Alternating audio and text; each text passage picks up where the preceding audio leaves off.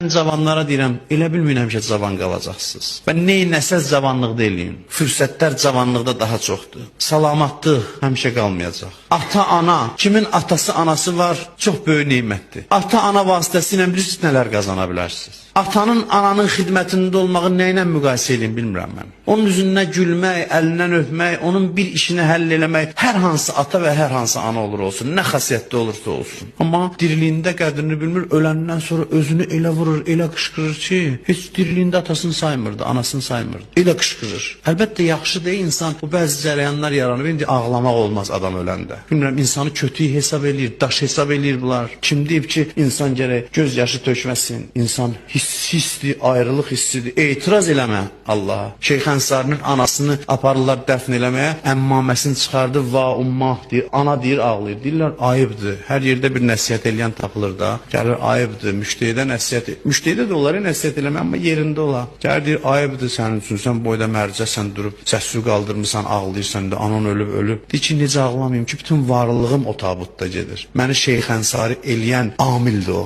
Ondan əldə eləmişəm, onun tərbiyəsindən. O mənə dəstəmazsız süd verməyib, o mənə bu tərbiyəni verib, anadır uşaqların şəxsiyyətini formalaşdıran. Bütün varlığım Həzrət Əli Əleyhisselamın anası Fatimə bint Əsəd dünyasını dəyişəndə ağlaya-ağlaya naləsi göyə ucaldı.